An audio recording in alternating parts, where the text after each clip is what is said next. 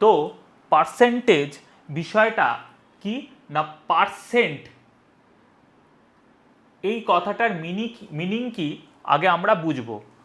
পার মানে আমরা বলতে পারি ডিভাইড বাই, ঠিক আছে, ডিভাইড বাই সেন্ট মানে হচ্ছে 100।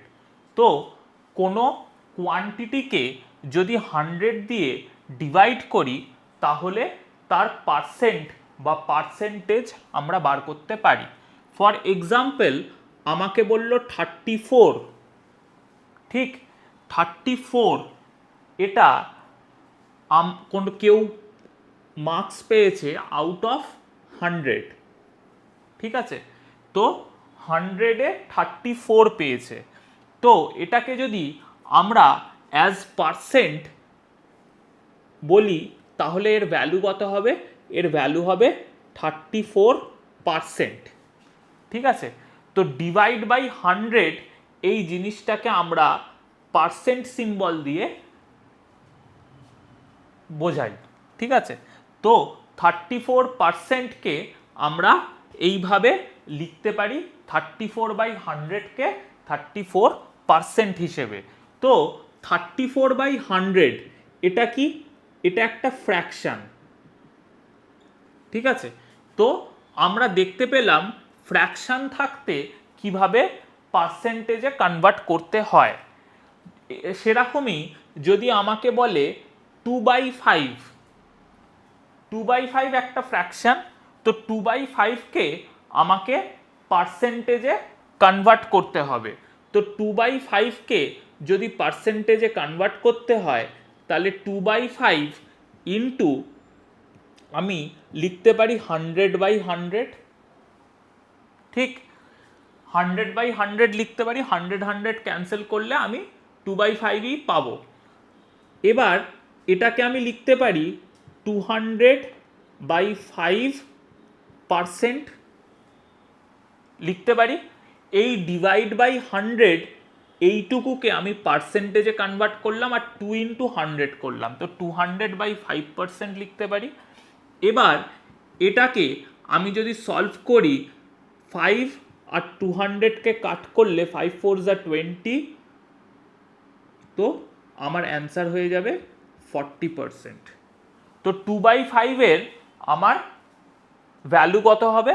40%।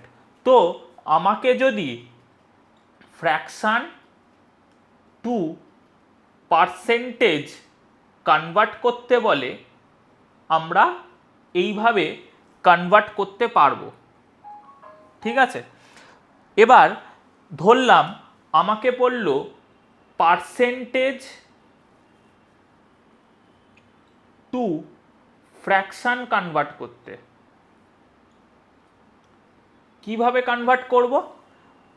আমাকে বলেছে 40%, তো 40%-কে আমি লিখতে পারি 40/100। এবার এটাকে যদি কাটাকুটি করি তাহলে আমার কত আসবে? 2/5। তো এইভাবে আমরা পার্সেন্টেজ থেকে ফ্র্যাকশানেও কনভার্ট করতে পারবো। তো আমরা কি কি জিনিস বুঝতে পারলাম? যে পার্সেন্ট এই কথাটার মানে হচ্ছে ডিভাইড বাই 100, এটাকে আমরা পার্সেন্ট সিম্বল দিয়ে ডিনোট করি। কোনো স্টুডেন্ট যদি আউট অফ 100 34 পায় তো সেটাকে আমরা অ্যাজ আ ফ্র্যাকশন এইভাবে ইমপ্লাই করি আর সেটাকে পার্সেন্টেজে এইভাবে কনভার্ট করি। এরপর আমরা ফ্র্যাকশন টু পার্সেন্টেজ যখন কনভার্ট করতে গেলাম ফ্র্যাকশনটার নিউমারেটর আর ডিনোমিনেটরে 100 করে মাল্টিপ্লাই করলাম, ডিভাইড বাই 100-টাকে আমি পার্সেন্টেজে নিয়ে গেলাম, তারপর কাটাকুটি করে আমি ফাইনাল অ্যান্সার পেলাম। সিমিলারলি পার্সেন্টেজ টু ফ্র্যাকশনে যখন কনভার্ট করছি কোনো নাম্বারকে লিখলাম, লেখার পর পার্সেন্ট সিম্বলটাকে ডিভাইড বাই 100 করে ফ্র্যাকশনে কনভার্ট করে দিলাম। তো এইভাবে আমরা বেসিক্যালি পার্সেন্টেজকে ফ্র্যাকশনে কনভার্ট করতে পারি বা ফ্র্যাকশন থাকতে পার্সেন্টেজে কনভার্ট করতে পারি। নেক্সট যেই পার্টটা আমাদের বুঝতে হবে যে ডেসিমেল থাকতে আমরা পার্সেন্টেজে কিভাবে কনভার্ট করব, ঠিক আছে। তো ডেসিমেল থাকতে যদি আমাকে পার্সেন্টেজে কনভার্ট করতে বলে তাহলে আমার কিছু স্টেপ আছে। ফার্স্ট আমাকে ডেসিমাল টু ফ্র্যাকশন কনভার্ট করতে হবে,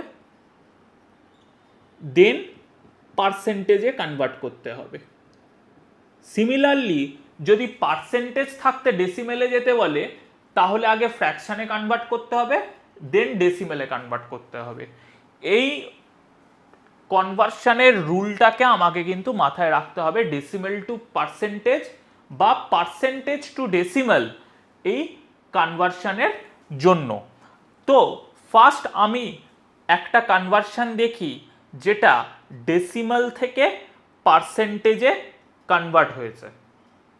একটা ছোট এক্সাম্পল দিয়ে বুঝি। ফর এক্সাম্পল আমাকে বলল 0.45, এটা একটা ডেসিমেল নাম্বার।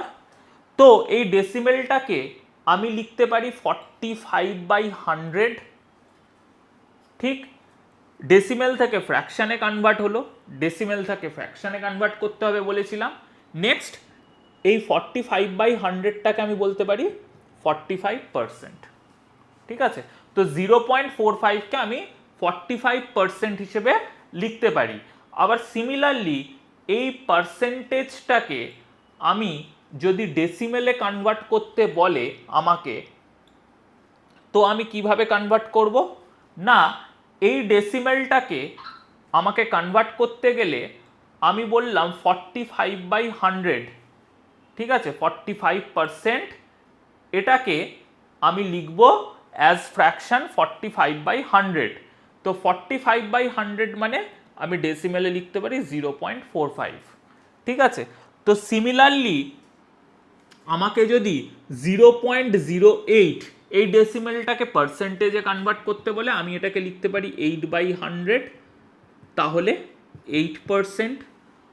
সিমিলারলি আমাকে যদি 0.258 এটাকে পার্সেন্টেজে কনভার্ট করতে বলে আমি এটাকে লিখতে পারি 258/1000। এবার পার্সেন্টেজ আমরা জানি কার এগেনস্টে হয়, ডিভাইডেড বাই 100 এর এগেনস্টে হয়, তাহলে 258/10 ইন্টু 1/100 লিখতে পারি। তার মানে 25.8% এটাকে লিখতে পারি। আমি একটা কমপ্লিকেটেড ডেসিমেল দিয়েও কিভাবে কনভার্সন করা যায় সেটাও আমি দেখিয়ে দিলাম। ঠিক আছে, তো এইভাবে আমরা ডেসিমেল টু পার্সেন্টেজ আর পার্সেন্টেজ টু ডেসিমেল কনভার্ট করতে পারি। তো আশা করছি যে পার্সেন্টেজের কনভার্সনের ওপর যে সমস্যাগুলো আছে সেই সমস্যাগুলো এই পার্টিকুলার পার্টটার থাকতে টোটালি ক্লিয়ার হয়ে যাবে। আশা করছি পার্সেন্টেজের এই যে বেসিক কনসেপ্টগুলো সেগুলো সবাই প্রপারলি বুঝতে পেরেছে। তো আমাদের এডুকেটলির যে ইউটিউব, ফেসবুক, ইনস্টাগ্রাম পেজ আছে সেই পেজগুলোকে ফলো করো, যাতে আমরা এরকম আরও অনেক ভিডিও বানাতে পারি। আর যদি কোনো স্টুডেন্ট অ্যাডমিশন নিতে চায় আমাদের অনলাইন বা অফলাইন ব্যাচেসে, তো তারা নিচে এই ভিডিওর এন্ডে যেই নাম্বার দেওয়া আছে 6289579869 এই নাম্বারে কল করে বা হোয়াটসঅ্যাপ করে যোগাযোগ করতে পারে।